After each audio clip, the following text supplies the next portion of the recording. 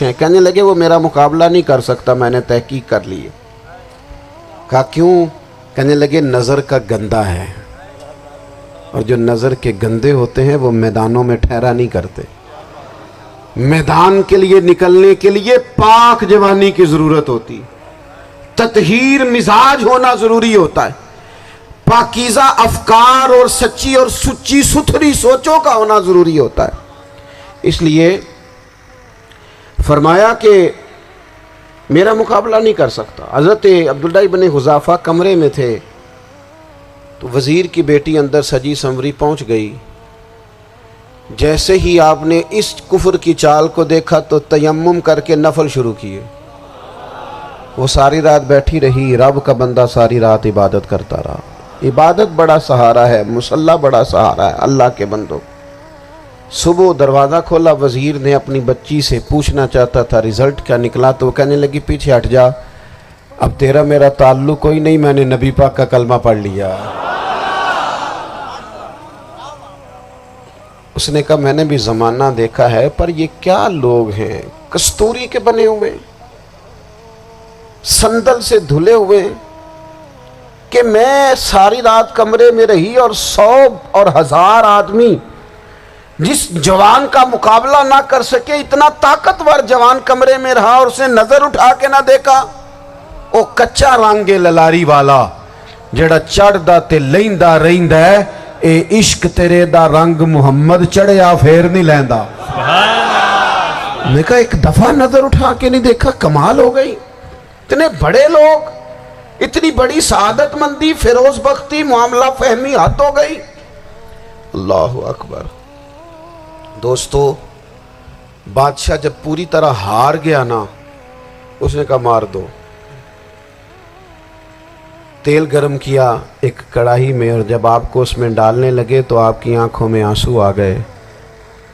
بادشاہ کا خیال ہوا شاید نرم ہو گئے ہیں. کہنے لگا روئے کیوں؟ فرمانے لگے سوچتا ہوں جان ہی ایک ہے, کتنا مزہ ہے اس کی راہ میں جان دینے کا, کتنی لذت ہے اس کے نام پر مرنے میں, کتنا لطف ہے. جے تو چڑھیا اتے دار بھی نہیں, تے جے تو وکیا عشق بازار بھی نہیں, تے ایڈا سستا سودا پیار بھی نہیں, تے ایڈا سستا لبدا یار بھی نہیں. کئی جنگل گانے پیندے نہیں, کئی دوزخ لنگنے پیندے نہیں, جے وہ اس ملوں بھی مل جاوے, ایدوں سستا ہور بپار بھی نہیں. تے کچھ سمجھ نہ آوے لوکانوں وہ کادے نال شہید کرے, ڈٹھی یار دے ہاتھ تلوار بھی نہیں, پر او دا خالی جاندہ وار بھی نہیں. کہنے لگے ایک جان ہے نا, تو دل کرتا ہے ہزاروں ہوتی تو ایک ایک کر کے محبوب کے نام پہ قربان کرتا, جب میرے پاس ہے ہی ایک, کروں کیا؟ حضرت عبداللہ ابن حذافہ رضی اللہ تعالیٰ عنہ جب روئے اور بادشاہ نے یہ بات سنی, تو بادشاہ اٹھ کے کھڑا ہو گیا, سارے وزیروں مشیروں کو کہنے لگا تم نے کہا تھا نا بندہ ضائع کرنے والا نہیں, یہ بھی ضائع کرنے والا نہیں. کہنے لگا میرا ماتھا چومو, تم جیسے لوگوں کو قتل نہیں کرنا چاہیے, آزاد کرنا چاہیے.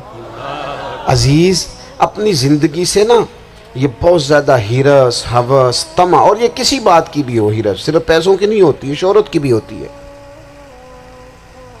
یہ بیماری انسان کو اقتدار کی بھی ہوتی ہے, تعریف کی بھی بیماری ہوتی ہے. یہ سارے نقص ہوتے ہیں لوگوں کو, اور معاذ اللہ بعض جبوں کبوں کے اندر بھی ہوتے ہیں, وہاں بھی پنپتے ہیں. اپنی زندگی جب تک اس سادگی میں نہیں لاؤ گے جو رسول پاک نے عطا فرمائی ہے. جب لوگ آسانیوں میں پوری طرح الجھ گئے تو پھر وہ دور ہوئے اور کفر چڑھ گیا. دوسری بات, اللہ کے محبوب صلی اللہ تعالی علیہ وسلم کی محبت ہم سے تقاضا کرتی ہے کہ ہم اس مشن کے لیے کام کریں جس مشن کے لیے رسول پاک نے کام فرمایا ہے. ہم سارے کام بڑے مضبوطی سے, سوچ سمجھ کے, تدبر سے, حکمت سے, تقاضوں کو مد نظر رکھتے ہوئے کرتے ہیں. سارے کام, دین کے کام میں ہمارا مزاج نہیں ہوتا. او ہو جائے گا جی, آپ بسم اللہ پڑھیں جی, شروع کریں جی. آپ تقاضوں کو سمجھیں, چیزوں کو دبائیں نہیں, چیزوں پر غور کریں. کسی کے ذہن کی سطح پر سوال ابھرتا ہے، اس کا تسلی بخش جواب دیں. اپنی زندگی میں دین کے کام کے لیے اپنے آپ کو وقف کریں. اور دین کے کام کے بہت سارے پہلو ہیں. ہزاروں لوگوں کو قرآن پاک ٹھیک پڑھنا نہیں آتا. ہزارہ لوگ ہیں جو قرآن مجید کے مطالب سے آگاہ نہیں ہیں. دین کی بنیادی ضروریات سے لوگ نابلد ہیں.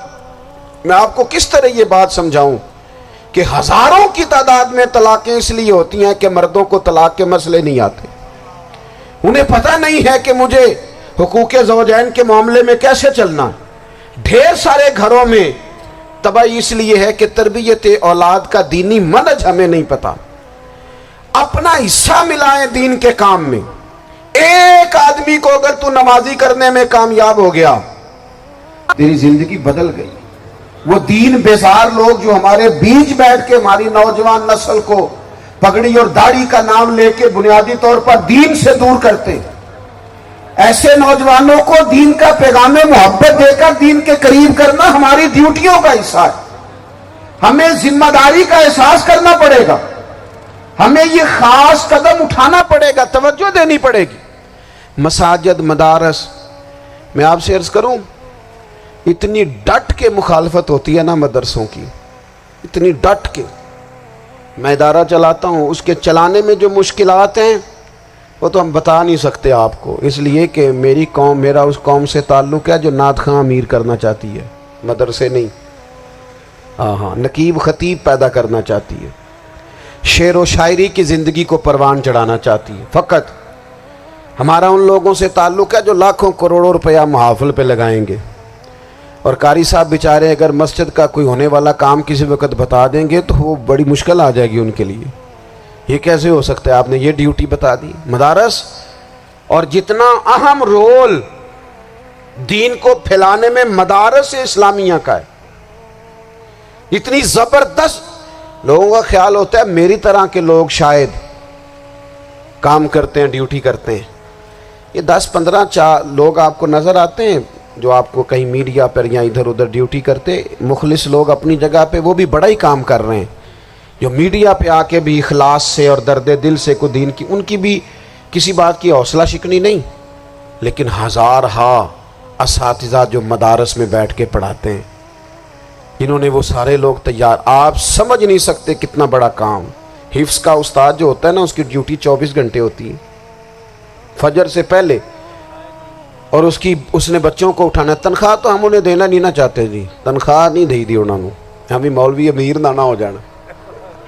مولوی نو تے سوٹ بھی 27ویں والی رات دے ہے تاکہ کدھر سوان کے عید والے دن پا نہ لوے، چونکہ 27ویں تو بات تے درزی پھڑتا ہی کوئی نہیں. کیوں حضرت؟ ایسے ہی ہے نا، اس وقت تو نہیں نہ لیتا. تو ہم چاہتے ہیں مولوی ہماری مرضی کے ہماری طرح کا سوٹ نہ پہن لے. مدارس کی مضبوطی آپ یہ دیکھ لیں، یہ صلاح الدین ایوبی کا تعلق بھلا کس چیز سے تھا؟